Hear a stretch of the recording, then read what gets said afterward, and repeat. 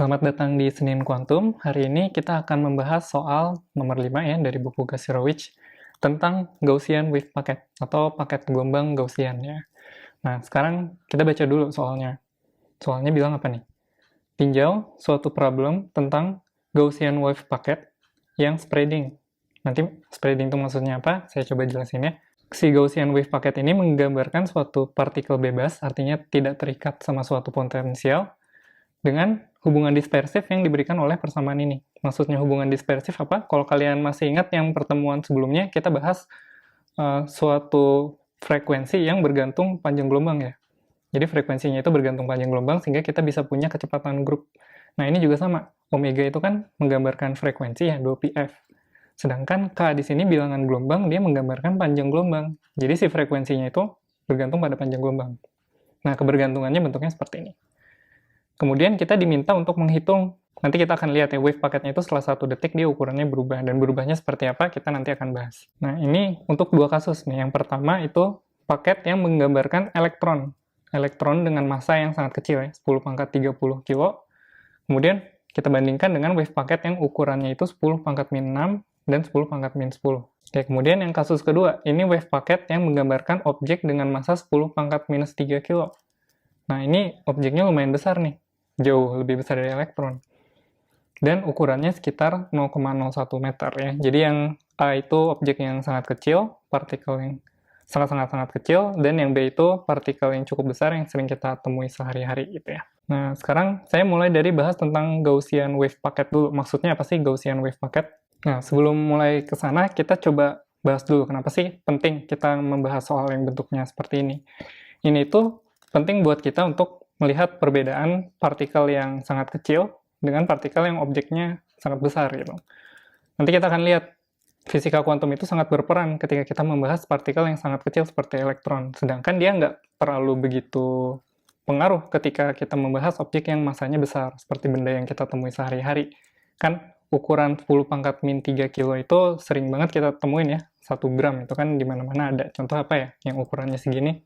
Misal ketumbar gitu ya, itu kan partikel klasik. Nah, kita akan lihat gimana bedanya dia dengan elektron, sedangkan elektron itu partikel yang sangat kecil. Kita bahas dulu pertama tentang Gaussian wave packetnya. Apa itu Gaussian wave packet? Dia adalah paket gelombang, jadi fungsi gelombang yang membentuk suatu paket, menggambarkan suatu partikel ya, misalnya elektron yang tadi gitu. Nah, dia itu bentuknya, fungsinya fungsi Gaussian namanya. Fungsi Gaussian itu kayak gimana sih? Misal kita tinjau fungsi gelombang di ruang momentum ya, A sebagai fungsi dari K. K itu momentum, ingat. Ini adalah bentuknya seperti ini, E pangkat minus alfa, konstanta alfa, K minus K0 kuadrat. Nah, kalau bentuknya seperti ini, itu artinya dia fungsinya Gaussian. Gaussian itu maksudnya fungsi yang E pangkat minus sesuatu kuadrat nih. Ini adalah bentuk fungsi yang Gaussian. Nanti bentuknya seperti apa? Kira-kira bentuknya kayak gini ya. Kira-kira bentuknya kayak gini. Cuma nanti kita akan lebih detail lagi bahas tentang bentuknya ya. Nah, ini di ruang momentum. Sekarang gimana caranya kalau kita mau cari di ruang posisi itu fungsi gelombangnya bentuknya seperti apa? Kita seperti biasa gunakan transformasi Fourier aja ya. Jadi untuk mendapatkan fungsi gelombang di ruang posisi, itu kita gunakan transformasi Fourier dari si AK itu.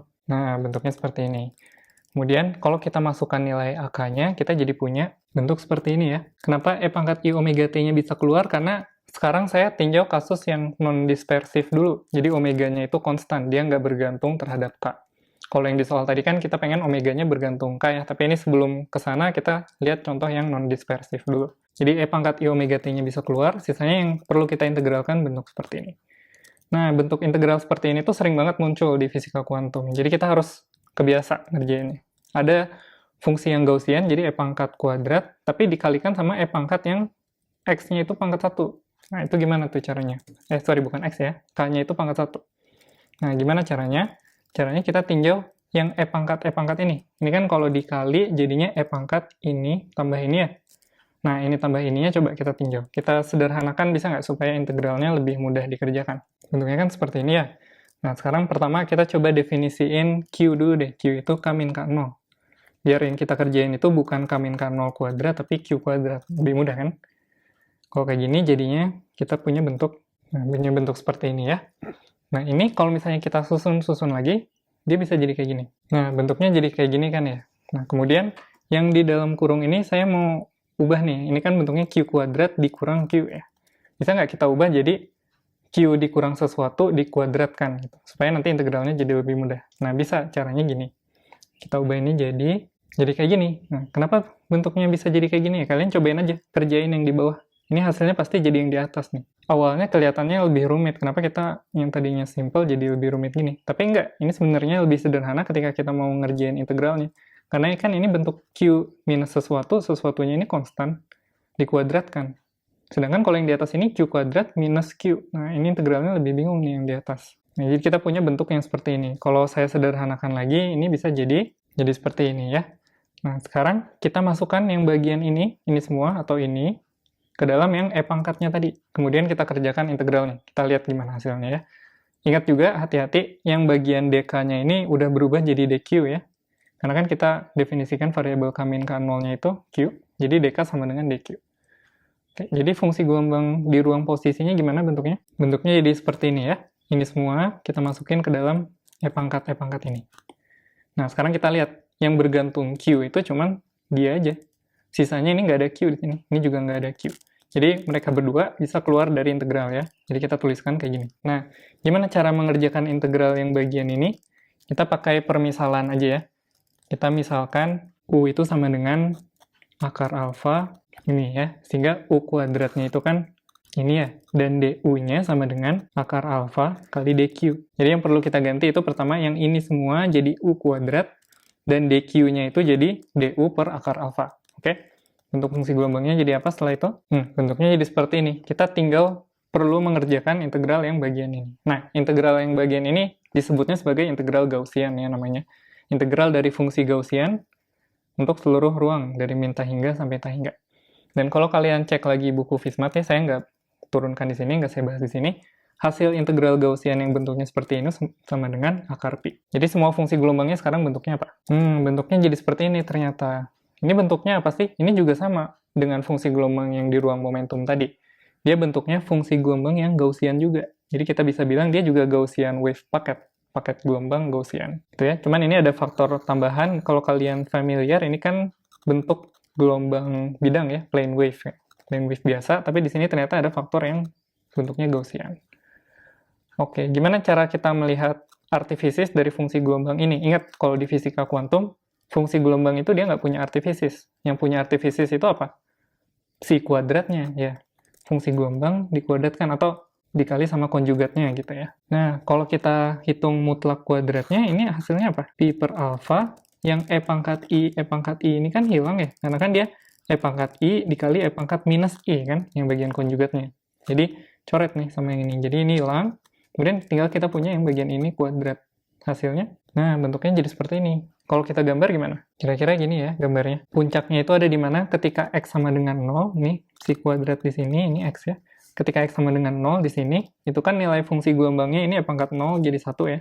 Sehingga di puncaknya itu nilainya pi per alfa. Oke, kemudian ingat di pertemuan yang pertama kalau kalian lihat, kita belajar cara mencari lebar dari si fungsi distribusi ini, ya enggak? Lebarnya itu dari mana ke mana? Kira-kira segini ya. Ini kita namain delta X. Gimana cara nyarinya? Kita cari nilai X berapa, misalnya di sini X, yang si fungsi gelombangnya itu sudah meluruh sejauh sekian, gitu, yang kita pilih sendiri.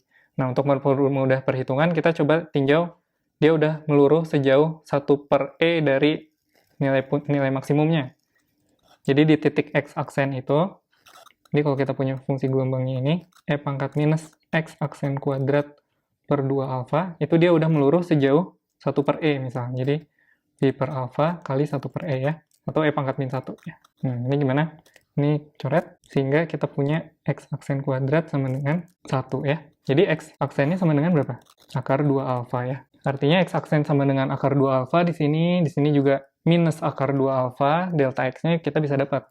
Delta X-nya sama dengan, kira-kira ya, 2 akar 2 kali akar alfa. Nah, gitu. Ini untuk di yang bagian ruang. Sekarang di yang bagian momentum gimana? Tadi kembali lagi ke fungsi gelombang di bagian momentum yang di awal kita lihat. Untuk yang bentuknya seperti ini, nilai mutlaknya apa? Itu tinggal kita kuadratin aja ya. Jadi E pangkat minus 2 alfa. Bentuknya gimana? Ini agak beda nih sama yang fungsi gelombang di ruang posisi. Karena titik maksimumnya ini bukan di K sama dengan 0 sekarang. Titik maksimumnya dia geser ke K sama dengan K0 ya. Jadi geser ke kanan fungsi gelombangnya, tapi bentuknya tetap Gaussian. Oke, kira-kira bentuknya kayak gini. Untuk mencari lebar distribusinya gimana? Sama juga ya, kayak cara tadi sebelumnya. Kita hitung, kalian coba hitung sendiri juga di rumah. Ini hasilnya adalah delta K-nya sama dengan 2 per akar 2 alfa ya. Artinya kita udah punya nih, delta K sama dengan 2 per akar 2 alfa. Terus delta X-nya sama dengan 2 dikali akar 2 alfa. Sehingga delta K kali delta X-nya berapa? Delta K delta X-nya sama dengan 4 ya. Delta K delta X tidak bergantung alfa. Ingat, yang paling penting yang kita temukan di episode yang pertama ya. Hasil perkalian antara delta X dan delta K itu ternyata nggak bergantung alfa. Jadi kalau misalnya yang satunya dia makin lebar, delta X-nya diperlebar nih, artinya alfanya makin gede kan? Otomatis yang bagian K-nya itu makin sempit. Makin sempit, makin sempit. Karena kan kalau alfanya makin besar, itu K-nya, delta K-nya makin kecil kan? Nah, tapi hasil karya antara mereka berdua itu tetap konstan, jadi nggak berubah. Nah, kemudian apa sih artifisis dari psi kuadrat? Artifisis dari psi kuadrat itu kan probabilitas ya, probabilitas menemukan partikel di suatu posisi. Nah, kalau fungsi distribusi probabilitasnya bentuknya seperti ini, Gaussian, jadi yang paling tinggi itu adalah di titik X sama dengan 0. Sehingga kalau kita mengukur partikel itu, kemungkinan terbesar dia muncul di sini, tuh partikelnya di sini. Tapi bisa jadi juga pas kita ukur, ternyata oh partikelnya ada di sini deh. Tuh. Tapi ini kemungkinannya lebih kecil daripada dia ada di tengah. Ini kita nggak tahu ya, kita nggak tahu secara pasti sebelum diukur, kita nggak tahu secara pasti partikelnya itu ada di mana. Tapi setelah kita ukur partikelnya, dia langsung jatuh di suatu tempat di antara fungsi distribusi ini ya, random. Dia munculnya di mana. Makanya kalau fungsi distribusinya sangat sempit, misal kayak gini, sempit gitu ya delta X-nya. Kita makin yakin, oh partikelnya ini makin mungkin muncul di tengah daripada di posisi yang lain. Cuman masalahnya, kalau delta X-nya kita persempit, delta K-nya itu otomatis dia akan melebar. Jadi kalau kita lebih tahu precise yang bagian posisinya, yang bagian momentumnya kita justru jadi lebih nggak tahu gitu. Kira-kira gitu. Itu yang menjelaskan tentang ketidakpastian Heisenberg. Nah, ini untuk paket gelombang yang non-dispersif, jadi omeganya konstan. Sekarang gimana kalau yang omeganya itu bergantung K ya, seperti yang di soal nomor 5 tadi. Nah, kalau omeganya sekarang bergantung K, jadi dia nggak konstan, cara mengerjakannya yang mudah adalah pertama, kita ekspansikan dulu nilai omega ini di sekitar K sama dengan K0. Jadi di sekitar titik puncaknya ya. Ekspansi apa? Ekspansi Taylor. Gimana ekspansi Taylornya? Ini bentuknya ya. Misal kita ambil sampai orde kedua aja dulu. Nah, bentuknya seperti ini. Sekarang saya namakan kecepatan grup sama dengan turunan omega terhadap K ya. Nah, yang turunan keduanya juga bisa kita namain, misalnya beta namanya. Jadi ekspansi Taylor-nya bentuknya jadi gimana tuh? Jadi kayak gini ya. Nah, jadi seperti ini. Kemudian ini kita gunakan untuk menghitung integral di yang transformasi Fourier tadi di awal. Ingat, tadi kan awalnya omeganya tuh konstan, jadi dia langsung keluar dari integral. Nah, sekarang harus hati-hati nih. Omeganya fungsi dari K. Jadi yang boleh keluar dari integral tuh cuma omega K0 aja. Sisanya kan ini fungsi dari K nih. Nah, ini harus kita kerjakan integralnya. Gimana caranya? Kita tinjau lagi aja. Transformasi Fourier-nya tadi gimana tuh di awal? Kan tadi bentuknya gini ya. Sekarang omega T-nya kita ubah. Omeganya jadi yang bentuk ini. Atau yang saya ubah sekarang Kx min omega T-nya deh. Kx min omega T-nya kan bentuknya tadi gini. Nah, sekarang ini semua saya ekspansikan di sekitar K sama dengan K0. Jadinya apa? K0x. Yang pertama dulu, yang Kx jadinya K0x plus K min K0x ya. Kemudian dikurang omega. Nah, omeganya tuh itu semua tuh yang di atas tuh. Nah, seperti ini. Atau kalau kita rapihin lagi, dia bentuknya bisa jadi kayak gini. Nah, kemudian seperti cara yang sebelumnya, untuk mempermudah perhitungan integral, kita definisiin Q sama dengan K min K0 ya. Jadinya apa bentuknya? Jadinya kayak gini ya. Sehingga kalau kita masukkan Kx minus omega T ke dalam transformasi Fourier yang kita punya, kita akan dapat bentuk fungsi gelombangnya jadi kayak gini. Jadi kayak gini ya. Ini lebih rumit nih daripada yang sebelumnya. Tapi nggak apa-apa, ini bisa kita kerjain. Kita coba kerjain pelan-pelan ya. Ingat fungsi gelombang di ruang momentumnya yang A. Ini gimana bentuknya? Tadi kan AK kita tahu ya. Sekarang kita mau hitung AQ plus K0. Jadi K-nya tinggal diganti jadi Q plus K0 aja. Kita dapat bentuk E pangkat minus alpha Q kuadrat. Nah, habis itu ini kita masukin ke dalam integralnya, jadinya apa? Yang bagian plane wave ini bisa keluar nih dari integral. Ini kan udah konstan semua ya. Udah nggak ada Q di sini. Yang perlu kita integralkan tinggal yang bagian belakang 2 ini. Bentuknya jadi seperti ini ya. Nah, bentuk yang ada di dalam pangkatnya kan ini ya. Kalau kita tulis, ini bisa jadi kayak gini bentuknya. Oke, jadi kayak gini kan. Nah, tapi bentuk ini masih sama nih, masih agak susah kalau kita mau kerjain integralnya. Kenapa? Karena ini ada Q kuadrat, ini ada Q. Nah, dengan cara yang sama kayak yang sebelumnya, kita hilangin tuh faktor Q kuadrat sama Q-nya. Jadi kita tinggal punya Q minus sesuatu kuadrat.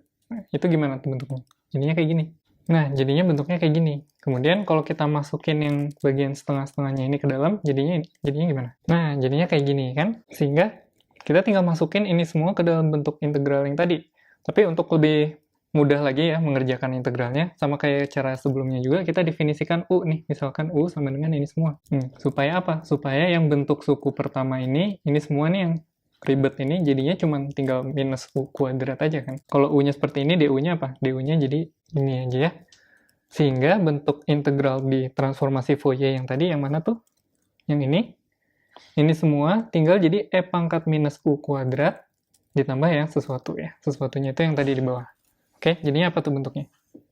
Kalau kita rapihin lagi, itu jadi bentuk seperti ini. Dan ini lebih mudah kita kerjakan integralnya. Kenapa? Karena yang ini kan tinggal ini aja nih yang kita integralin. E pangkat minus U kuadrat DU. Dan itu adalah bentuk integral Gaussian yang tadi kita udah tahu hasilnya sama dengan akar pi. Yang ini nggak perlu diintegralin, karena di sini nggak ada U ya di dalam sini. Jadi ini langsung keluar dari integral aja, nggak masalah. Jadi bentuk integralnya kayak gimana hasil akhirnya? Jadi kayak gini ya. Oke, ini memang sih dia kelihatan banget ini fungsi kompleks ya. Di sininya aja ada i-nya nih. Ini kompleks nih. Terus yang bagian ini juga ada kompleksnya. Masalah nggak? Nggak masalah, karena fungsi gelombang itu memang dia belum punya artifisis. Tapi yang punya artifisis itu apa? Ingat, yang punya artifisis itu adalah nilai mutlak kuadrat dari fungsi gelombang. Dia itu sebagai fungsi probabilitas. Nah, nilai mutlak kuadratnya itu udah pasti real semua, nggak ada bilangan imajinernya lagi. Karena kan itu sesuatu yang bisa kita ukur ya, kita bisa lihat itu harus real dong, nggak mungkin ada bilangan imajiner di situ. Bilangan imajiner kan nggak ada ya, cuma di bayangan kita aja. Di sesuatu yang nggak fisis, itu nggak apa-apa dia muncul. Tapi ketika kita mau tinjau sesuatu yang fisisnya, itu dia harus real semua. Oke, dalam kasus ini yang fisisnya itu kan psi kuadrat, jadi kita hitung psi kuadratnya sama dengan apa nih untuk bentuk ini? Mutlak psi kuadrat itu ingat ya, konjugat dikali dengan dirinya sendiri. Konjugatnya itu yang i jadi minus i. Kalau ini dikali semua sama konjugatnya hasilnya, nah hasilnya kayak gini ternyata bentuk akhirnya nih, fungsi distribusinya. Bedanya apa sih sama yang non-dispersif tadi? Ini kan kasus yang dispersif nih, omeganya bergantung K. Bedanya apa sama yang pertama kali banget kita hitung, yang omeganya itu konstan? Kalau yang omeganya konstan, ingat, dia kan bentuknya kayak gini. Sederhana banget ya. Nah, bedanya apa? Ternyata kalau yang bagian dispersif ini, kita ambil T-nya sama dengan 0, jadi awal banget nih, belum mulai apa-apa, T-nya masih sama dengan 0, itu dia akan sama dengan yang ini. Ya nggak? Coba aja masukin T-nya sama dengan 0. Jadi pada saat awal, T sama dengan 0, itu bentuknya masih sama. Kayak gimana bentuknya? Kayak gini kan ya kira-kira. Dengan tadi lebarnya berapa lebarnya?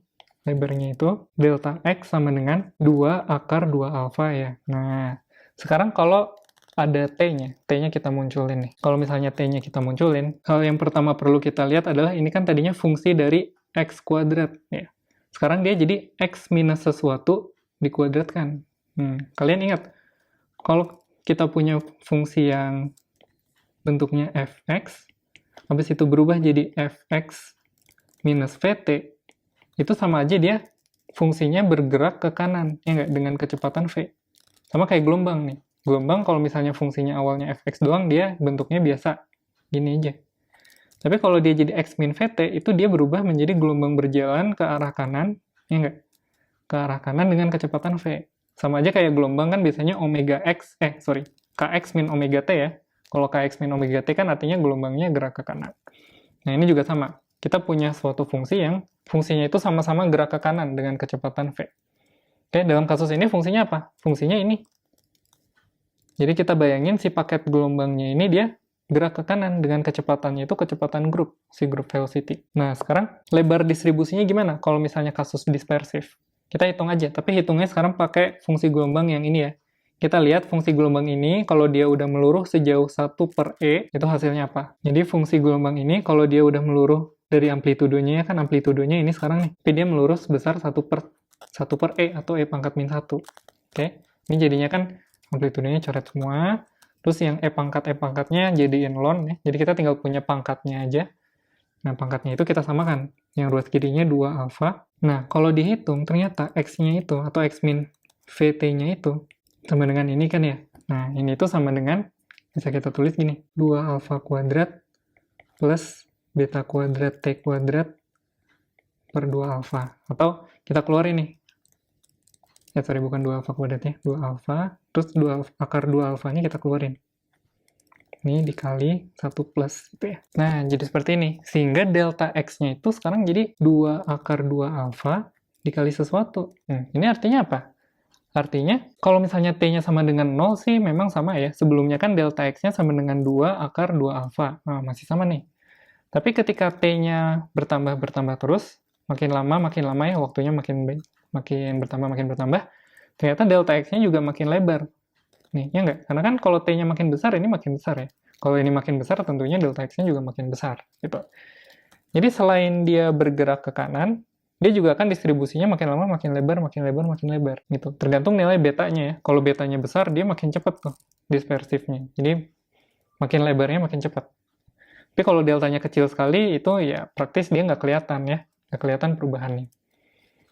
Oke. Jadi untuk kasus yang dispersif, bentuk gelombangnya tadi gini ya. Pertama, dia geser ke kanan sejauh VT, kemudian dia makin lebar juga. Ini kira-kira. Nah, dan amplitudanya juga tentu makin pendek ya. Tadinya kan di sini nih tingginya. Sekarang jadi di bawahnya. Kenapa? Ya karena amplitudenya kan awalnya pi per alfa. Sekarang jadi ini. Dan ini kalau misalnya T-nya makin besar kan makin lama makin kecil dia ya. Kira-kira gitu. Sekarang ini saya tulis nih delta X-nya makin lebar supaya lebih kelihatan. Kira-kira di sini sekarang delta X-nya. Nah, lebar banget nih. Gitu ya. Jadi, untuk kasus yang dispersif, yang omeganya bergantung K, itu ternyata makin lama fungsi distribusinya akan makin lebar, dan ini amplitudenya akan makin turun.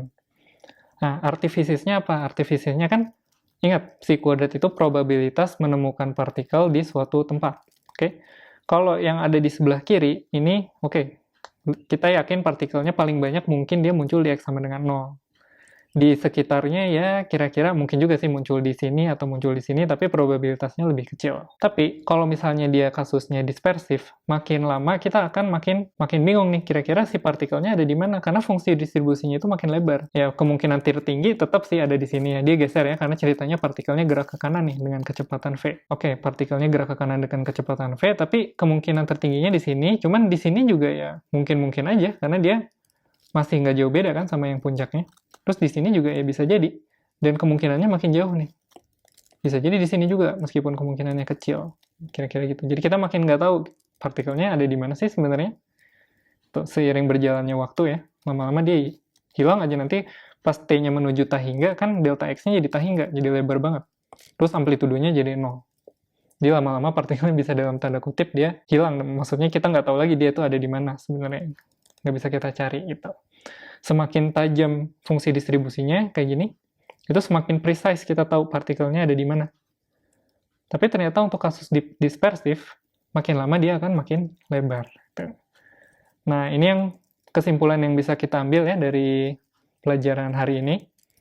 Untuk kasus dispersif, nah kita akan lihat kalau partikelnya partikel kuantum itu seperti apa? Apakah pengaruh sekali faktor yang dispersifnya ini atau enggak? Terus kita juga lihat kalau partikelnya klasik gitu ya, ukurannya besar, itu gimana? Ada nggak fenomena seperti ini? Kelihatan nggak fenomenanya? Karena toh di kehidupan kita sehari-hari, kalau kita ngelihat tadi ya, butiran kecil gitu, misalnya kayak ketumbar gitu ya, itu kan nggak mungkin pada saat T sama dengan 0, kita lihat nih pakai mata, ketumbarnya ada di situ. Terus kita merem gitu. 2 detik kemudian kita lihat lagi, kan pasti selalu si ketumbarnya nggak pindah kan? Selalu ada di situ ya. Nah, tapi ternyata kalau kita pakai fisika kuantum itu bisa beda gitu. Jadi di T sama dengan 0, fungsi distribusinya seperti ini, dan di T makin lama kemudian ternyata makin lebar fungsi distribusinya. Gitu. Kita lihat apakah di klasik juga ada fenomena seperti itu ya. Oke, sampai di sini dulu pertemuan kita hari ini. Untuk membahas soal nomor 5 memang belum selesai, jadi saya buat jadi 2 part aja karena ini lumayan panjang penjelasannya ya. Sampai ketemu lagi di pertemuan berikutnya. Terima kasih.